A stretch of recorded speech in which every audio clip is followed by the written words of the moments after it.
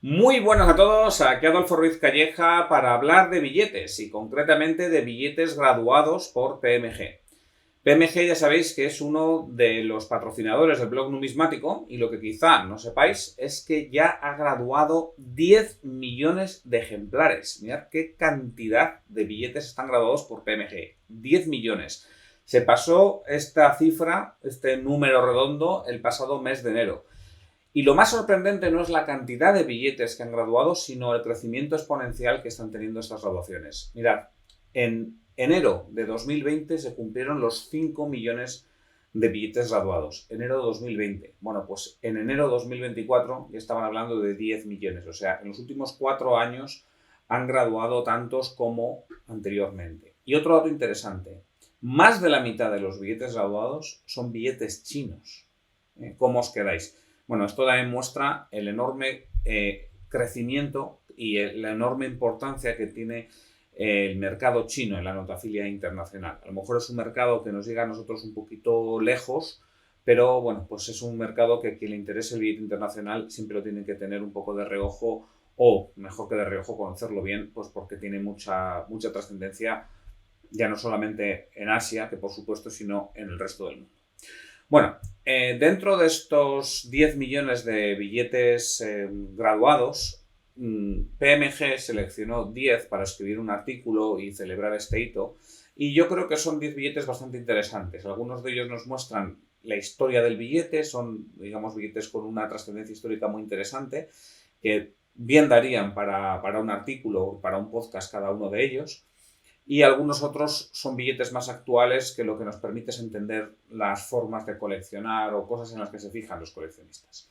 Bueno, a mí me ha parecido muy interesante ese artículo que escribieron y yo he recogido ese artículo, lo he extendido y con él he hecho un artículo para el blog numismático y también este vídeo.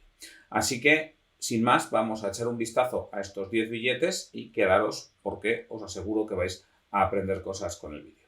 Este primer billete es un billete de 2 yuan. 2 yuan emitidos por Kublai Khan. Y diréis, bueno, ¿y quién es este Kublai Khan? Bueno, pues él no es que sea muy famoso, pero bueno, pues era un rey chino de la dinastía Yuan y era nieto ni más ni menos que de Gengis Khan. Imaginaos, ¿no?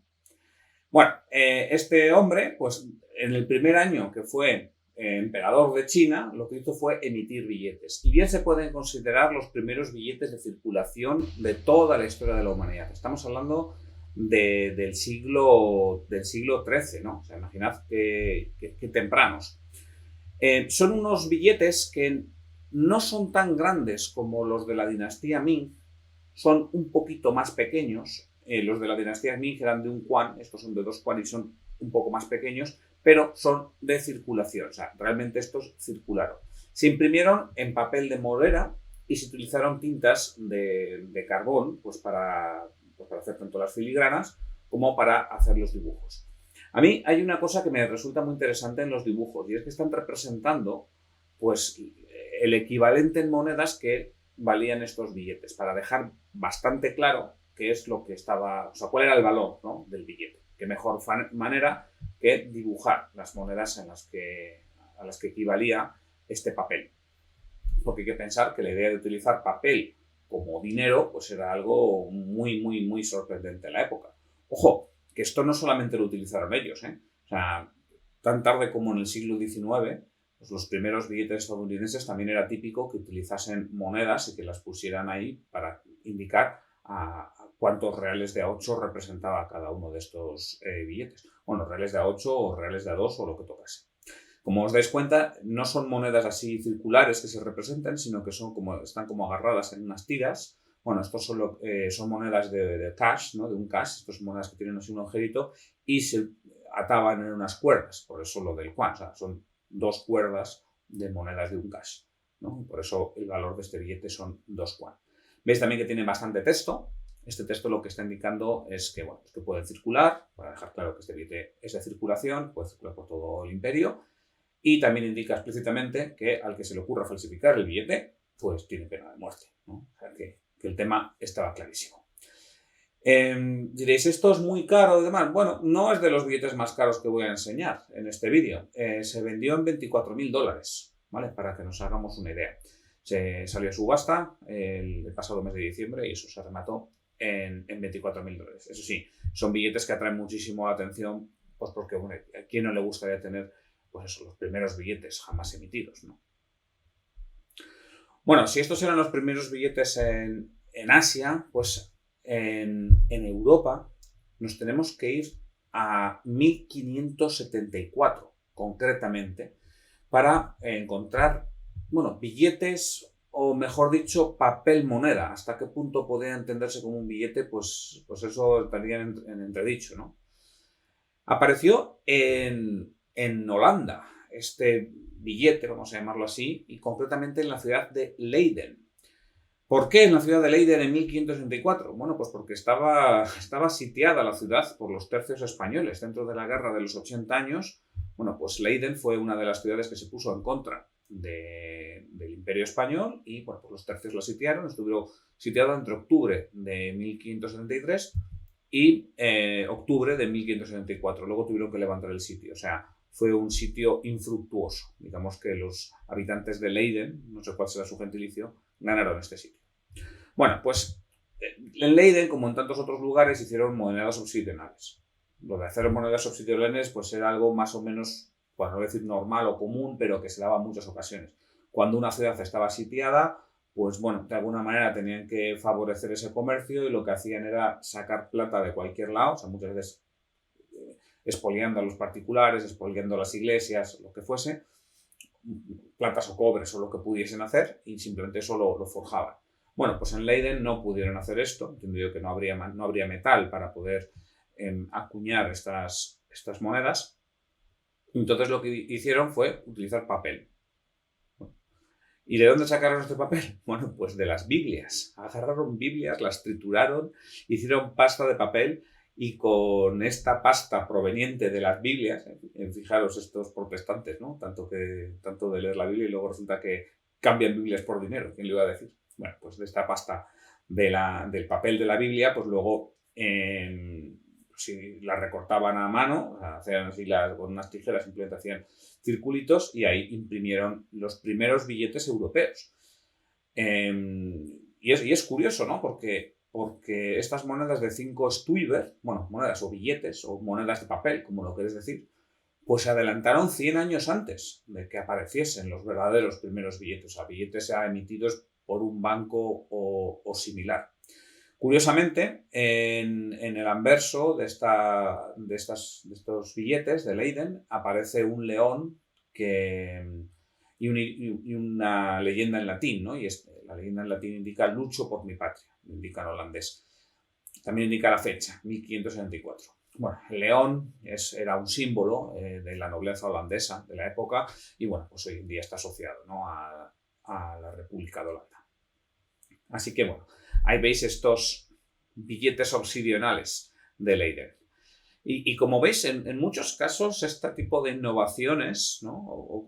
Como por ejemplo la aparición de moneda fiduciaria, incluso la aparición de moneda o la aparición del billete, pues ocurren por necesidad más que otra cosa.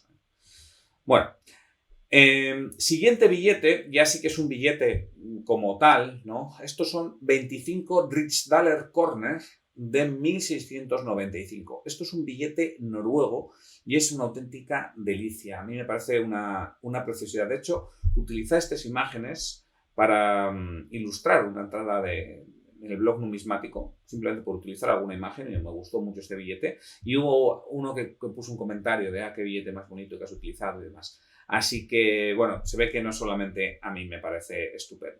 También tiene una historia detrás maravillosa. A ver, estamos hablando del siglo XVII. La emisión de billetes en Europa como tal empezó a mediados del siglo XVII. He dicho que Leiden se adelantó como unos 100 años antes de que hubiese unas primeras emisiones. Escribí un artículo hace un montón de tiempo que hablaba de esas primeras emisiones. Fue en Suecia y fue concretamente en 1661 por parte del Banco de Suecia. No sé muy bien qué nombre tendría. El director del banco, no sé si era Banco de Estocolmo, me parece, Banco de Estocolmo. Bueno, el director del banco era Johan Palmstruch. Y este Johan Palmstruch, pues acabó en la cárcel. Acabó en la cárcel porque, claro, el hombre hizo una primera emisión, dijo, anda, qué bien, ¿no? O sea, aquí tengo yo un metal, pues en vez de que se lleve el metal, que se lleve el papel.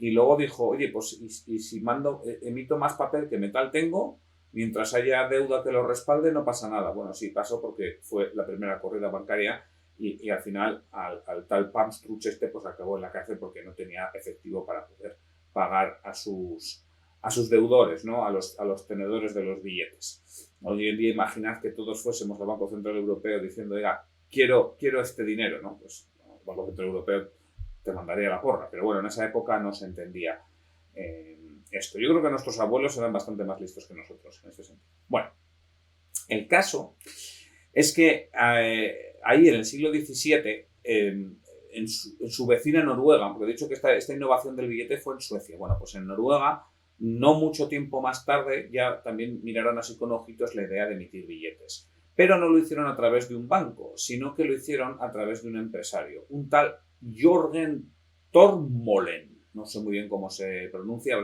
estas O's que están así partidas, no sé muy bien cómo se pronuncia. Entonces, Jørgen Tormolen, entiende que sea esto. Bueno, pues este hombre era un gran empresario, probablemente el mayor empresario que hubiese en Noruega en la época. Era un comerciante marítimo, no solo tenía este tipo de negocios, tenía más. Él tenía infraestructuras, tenía viviendas, era un gran empresario, ¿no? Hoy en día diríamos que tenía un holding. Pero bueno, su mayor activo era el comercio marítimo. Comerciaba con pescado, comerciaba con licor, comerciaba con joyas y sobre todo debió hacer bastante dinero comerciando con esclavos. Esclavos que llevaba desde África hacia las Antillas Occidentales danesas, concretamente hacia la isla de Santo Tomás, que estaba que está en el Caribe. Bueno, hoy en día, siempre cuando pensamos en tema de esclavitud, pues se nos revuelven las tripas. A mí tengo que decir que es el punto donde más difícil se me hace ponerme en la piel de otras sociedades, ¿no? O sea, cuando hablo de cómo hacían ciertas cuestiones en otras épocas, siempre intento ponerme las gafas de la época, digamos, el concepto que tenía esta gente en la mente, pero cuando hablo de la esclavitud es algo que me cuesta mucho ponerme en ese tipo de mentalidad. Pero bueno, sea como fuere, este hombre, Jørgen Tormolen, pues se hizo megamillonario, digamos, y bueno, pues el bueno de Cristian V de Dinamarca, que también era rey de Noruega en esa época, la dinastía de Noruega, de Dinamarca y de Noruega eran los mismos, pues este hombre quería dinero, quería que alguien le prestase dinero y el bueno de Jørgen Tormolen pues le prestó dinero a cambio de que le permitiese emitir billetes. Y esto fue en 1895. Y Cristian V, pues entiendo yo que necesitaría más pasta más que otro tipo de cosas, entonces diría, vale, pues venga, emite billetes. Claro, desde el punto de vista de Jørgen Tormolen esto era un negocio seguro, porque decía, bueno, yo lo que hago es pido dinero al rey y luego este dinero lo utilizo para emitir billetes, con lo cual estoy refinanciando la deuda y pues yo me gano la pasta, ¿no? Y ya está. Me gano el tipo de interés que me paga el rey. Y hoy podéis decir, bueno, pero es que eso es lo que hace cualquier banco. Bueno, claro, pero eso es lo que hace cualquier banco en el siglo XX o en el siglo XIX, o en el XXI, por supuesto. Pero en el siglo XVII, a finales del XVII, pues eso era todo un avance y además sin ni siquiera un banco. Esto lo estaba haciendo un empresario particular. Entonces, bueno, pues a mí me parece todo un adelantado a su época, este tal Jørgen Tormolen. Que, por cierto, luego le vino el viento de otro lado y acabó arruinado. Pero bueno, esa es otra historia. La verdad es que tiene una biografía bastante interesante, por lo poco que he leído sobre él. Bueno, otro billete también muy curioso es esta libra de 1797 del Reino Unido.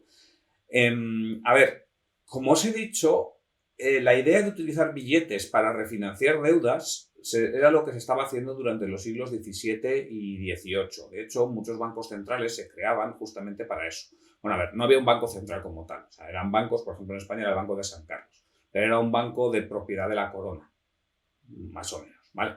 Entonces, lo que hacían era una forma de que la propia corona o el propio Estado, como lo queramos decir, encontraba de emitir deuda y de canalizar esta deuda hacia pues, los empresarios que quisieran pues, pagarles, ¿no? Quiero decir, ellos ofrecían algo que eran los billetes y de esta manera podían sacar esta deuda sin tener que pagar el interés que estaban pagando antes a los empresarios. Así que, bueno, esto de los bancos centrales en su momento, bueno, y hoy en día igual, digamos que se entendían como un instrumento propio del poder público. Bueno, eso también fue el caso del Reino Unido, y de Francia, y de España, y de cualquier otro país. Y el Reino Unido pues abrió el Banco de Inglaterra a finales del siglo XVII y lo hizo pues concretamente en 1694 para financiar la reconstrucción de la Armada Británica, porque después de la guerra que había tenido con Francia, pues había quedado hecha trizas. Así que, bueno, pues era una forma, como digo, de facilitar que la corona o el Estado se endeudase.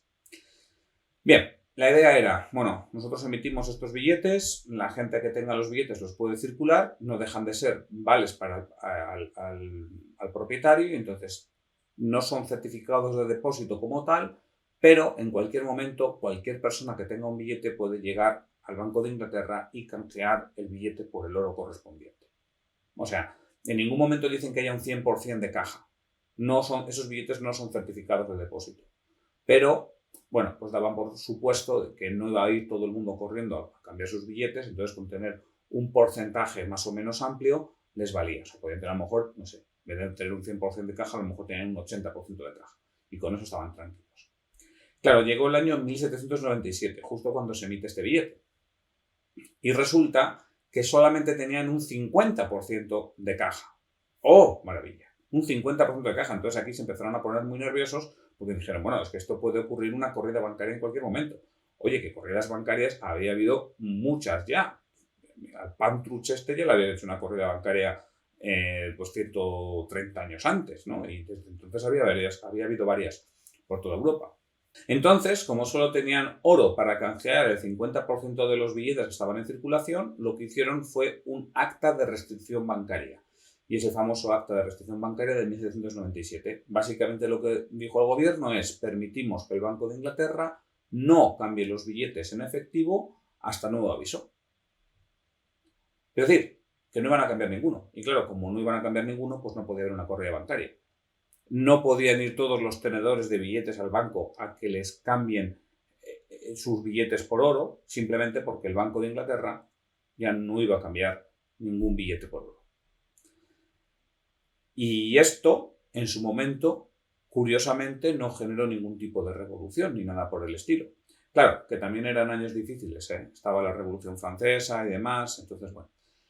Mantuvieron este acta de restricción cambiaria hasta 1821. Es decir, durante 24 años, que ya son años, hubo ahí una ventana en la que el Banco de Inglaterra no cambió los billetes circulantes por oro.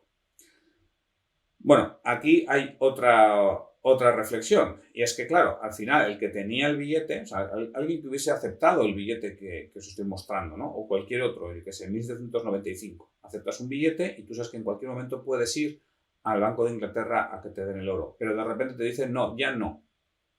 Entonces, claro, aquí te están cambiando las reglas del juego a mitad de partida, digamos. Y esto es uno de los grandes peligros de prestar dinero a los estados. Que claro, tú prestas dinero a los estados, el que te debe dinero es el Estado, pero es que el Estado, además de deberte dinero a ti, es el único que pone las leyes, el único que pone las condiciones, el único que tiene las fuerzas y el único que puede aplicar la violencia de manera legal. Con lo cual, en cualquier momento te pueden cambiar las reglas de juego y tú no tienes a nadie a quien recurrir. Eso es lo que les ocurrió a los ingleses en 1797. Bueno, a día de hoy son billetes muy raros, como no, pues fijaros, un billete del siglo XVIII, ¿no? Este en concreto pues se remató en $60.000. Ahí es nada. Bueno, otro billete, ahí ya vamos a un país hispano, es un billete de 5 pesos de 1841 de Venezuela. Y este billete pertenece a la primera emisión del primer Banco de Venezuela. Es un banco que se abrió por ley del 17 de mayo de 1841. Era un banco al que el Congreso de Venezuela le permitió emitir billetes, en valores de 5 pesos, 20, 100 y 500. un cono monetario muy, muy amplio. Imaginad, hasta 500 pesos. Eso es un auténtico dineral para la época.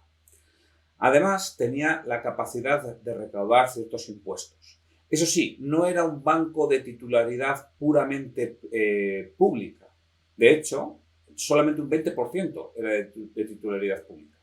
Luego había un 40% más del banco que pertenecía a 4 empresarios, que fueron los 4 empresarios fundadores, y luego otro 40% del banco que se emitió pues, en acciones, ¿no? Con lo cual vemos que el 80% del banco tenía una titularidad privada y el otro 20% tenía una titularidad pública.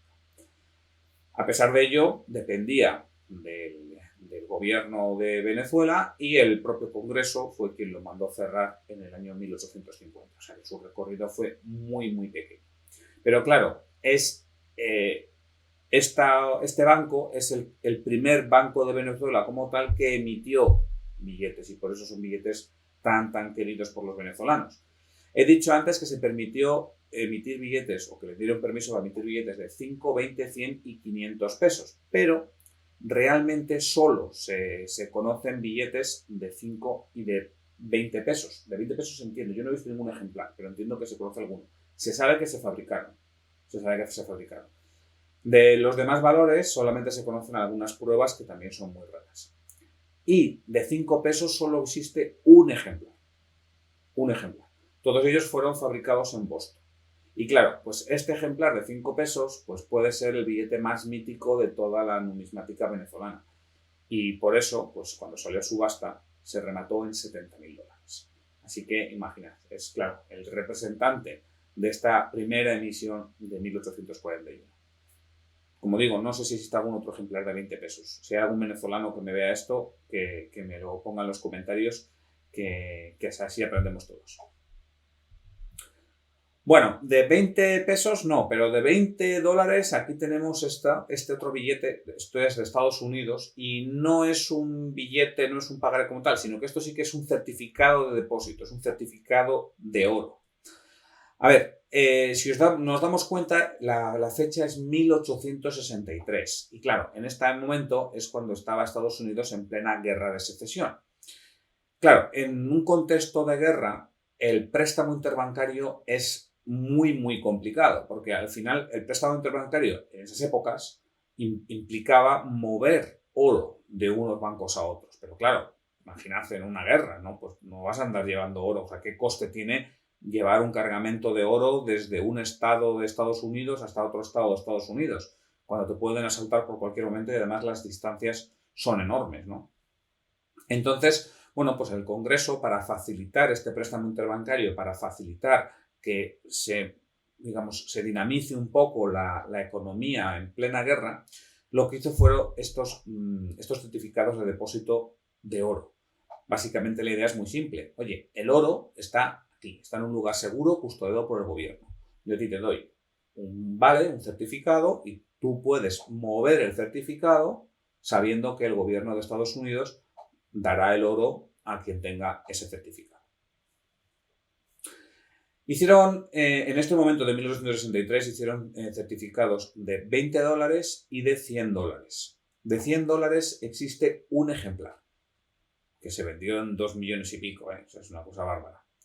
Y de $20 existen 6 ejemplares, de los cuales hay 2 variantes. Una variante con la firma del tal Van Dyck, que era el tesorero, a mano, y otra variante con la firma de Van Dyck ya impresa. Bien, de la variante con la firma a mano existe, creo que 2 ejemplares y los 2 están en manos públicas, y con la firma impresa existen 4 ejemplares que están los 4 en manos privadas. Con lo cual, en manos privadas está un ejemplar de $100 y 4 ejemplares de $20. Podéis imaginar que no es barato, y menos aún siendo algo relacionado con la guerra de secesión de Estados Unidos. De hecho, este ejemplar se remató en $480.000, nada menos. Bueno, y ya entrando en el siglo XX, ahora que ya vamos a ver algunos billetes que están más relacionados con el tema de cómo se colecciona, qué tipo de cosas gustan coleccionar a los notafílicos, ¿no? En este caso esto es un billetazo, también es muy raro, es un billete de $500 de Canadá. A ver, 500 dólares para la época, para 1911, era un valor altísimo. Y esto es algo que gusta mucho a los coleccionistas. Hay coleccionistas de billetes de valores altos. Incluso hay gente que colecciona billetes de hiperinflación. Pero aún sin entrar en billetes de hiperinflación, hay gente que colecciona billetes pues de valores altos, como puede ser, por ejemplo, 1000 pesetas, ¿no? ¿Y por qué? Bueno, pues porque muchas veces también son los más difíciles de encontrar. Daros cuenta que quien tuviese un billete de 500 dólares de Canadá o de 1000 pesetas de España, tal, pues hombre, no lo iba a dejar ahí metido en un libro así porque sí, ¿no? Pues lo normal es que fuese y lo cambiase. Porque, bueno, pues esto es dinero que a lo mejor suponía, no sé, el ingreso de una persona durante un año entero. Entonces, claro, no era cuestión de dejarlo simplemente por coleccionismo ni nada por el estilo. Por eso mismo son billetes más atractivos y son billetes más raros por lo general. De este concreto, de 500 dólares, existen 4 ejemplares y este se remató en 240.000 dólares. O sea, mirad, ¿no? Como curiosidad, también hay que decir que pone el nombre del país como dominio de Canadá, ¿no? Y es que es así, es que Canadá a partir de 1867 era un dominio británico. O sea, era una unión confederada de 4 provincias que se encontraban nominalmente bajo soberanía británica. La verdad es que no sé muy bien cómo luego ha ido evolucionando la estructura política de Canadá y sus vínculos con el Reino Unido. Tampoco es que tenga estudiada la historia de Canadá así al detalle, pero bueno, sabéis que hoy en día el rey Carlos III de Inglaterra es también rey de Canadá. Así que, bueno, veis que tenemos tienen, ¿no? Ese vínculo entre Canadá y Reino Unido. Por ahí lo del nombre de dominio de Canadá. Bueno, pasamos a este billete de 10 yuans de 1953. Es otro billete chino. Ya os he dicho antes que a los chinos les encanta el tema de la notofilia y les encanta PMG. De hecho, como decía, ¿no? Que más de la mitad de los billetes certificados por PMG son billetes chinos, nada menos, ¿no? Claro, cuando ya son billetes raros, pues esto ya empieza a subir mucho de precio. Para que os hagáis una idea, un billete, no este, sino un billete semejante a este, pero en la misma calidad, en AU55, se remató pues en 30.000 dólares, ¿no? En el año 2022. En 2022, 30.000 dólares. Pero es que a los chinos les encanta el tema de los números de serie y demás. Eso yo entiendo que es una cuestión cultural. Les encanta coleccionar así. Y además ellos, como son muy supersticiosos, pues con eso de los números y demás, eso les vuelve loco. Bien, este que estoy mostrando ahora apareció dentro de un lote de 4 billetes de numeraciones seguidas. ¿Vale? Entonces, os he dicho que un billete se remató en 2022 por 30.000 dólares en AU55. Vale, en 2023 aparecen 4 billetes iguales con numeraciones seguidas. Ahora, pensad un poco, ¿por cuánto creéis que se remataron? A ver, alguno a lo mejor dice, hombre, pues si uno se remató en 30.000 dólares, pues 4 se rematarían en 120.000 dólares.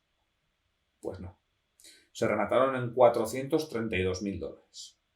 O sea, aquí veis cómo el conjunto de tener 4 billetes con numeraciones seguidas hace que el precio se multiplique, pues no sé, por 350%, más o menos. O sea, unas cifras astronómicas. Claro, que también es verdad que un billete suelto lo puedes tener, pero 4 billetes seguidos con numeraciones seguidas probablemente sean un conjunto único. No, probablemente no, casi seguro. Bien, otra pieza que es única es el famosísimo billete de los 20 dólares de 1996 con el error de la pegatina de la fábrica de plátanos del Monte.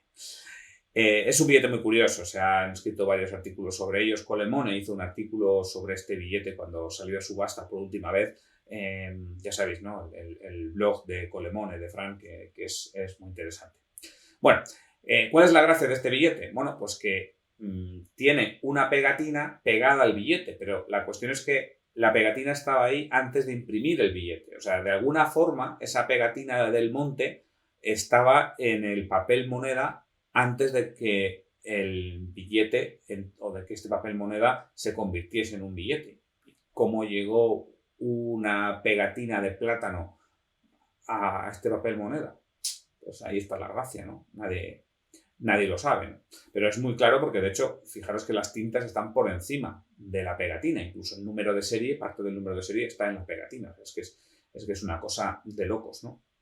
Se dice, comentan por ahí, bueno, ha habido artículos que lo han publicado, que este billete lo encontró un estudiante de Ohio allá por el año 2003 y lo encontró simplemente porque se lo dio un cajero. O sea, el chaval estaba sacando dinero del cajero y le dieron este billete y se dio cuenta, sin utilizar el billete y nada, que tenía la pegatina. O sea, el chaval debía ser muy listo, ¿eh? Porque el billete está a día de hoy perfecto, está en MS64. Entonces, bueno, pues lo que hizo este chico fue ponerlo en eBay y le dieron $10.000 por él. Así que el chaval, vamos, no es que hizo el día, hizo el año. Imaginad, para un chaval estudiante y demás, en el año 2003, que le den $10.000, pues hombre, a mí me pilla esto. Estaba empezando la carrera en 2003. Me dan ahí $10.000 en esas épocas y vamos, tengo unas vacaciones tremendas ya todos los veranos. Las vacaciones me pegaba ya en aquellas épocas. Un día tengo que contar aventuras. Bueno, algunas aventuras os he contado ya, pero algunas más tengo que contar. Bueno, el caso es que lo vendió por eBay y el que agarró el billete en eBay lo mandó a Heritage para que se vendiese, para que se subastase, vamos, y se subastó en $26.000. O sea, todo el que lo compró, pues me ganó una pasta, ganó otros $16.000. Me imagino que ya sería un profesional, sería alguien que sabía lo que estaba haciendo. Bueno, pues volvió a aparecer en subasta en el año 2021 y se remató en $396.000. O sea, fijaros también cómo ha crecido el precio de los errores numismáticos. O también probablemente porque ya para entonces, para el año 2021, ya era un error bastante conocido y bastante querido. Yo diría que a día de hoy es el billete con error más famoso del mundo. Bueno, y ya por último, os quería mostrar estos $50 del año 2015. Son $50 de Singapur. Y aquí esto es para hablar de los seriales bajos. En este caso es el serial número 1. Y bueno, aquí se hizo una subasta entera con seriales bajos de este mismo billete. Hicieron un montón de dinero. Un montón de dinero que lo que hicieron fue donarlo a causas benéficas. Me imagino que aquí detrás estuviese el Banco de Singapur. Vale. Lo mismo hace el Banco de Inglaterra. Muchas emisiones lo que hace es sacar los primeros, no sé, 100 billetes o los que sean y los mandan a subastar esos billetes y el dinero que se saca va para causas benéficas. Me imagino que el Banco de Singapur haya hecho más o menos lo mismo. En cualquier caso, por este billete, que es el número 1, se subastó y alcanzó los $400.000 de precio. O sea que fijaros también los números bajos, como hay gente que se pega por ellos. Gente, pues eso, sobre todo asiáticos. Esto de los números en los billetes les encanta. Y bueno, pues esto era todo lo que yo os quería comentar en este vídeo. Espero que hayáis aprendido algo. Desde luego son billetes muy curiosos. Y nada, yo también quiero felicitar a PMG y nada, a por los 20 millones. Un saludo a todos y hasta pronto.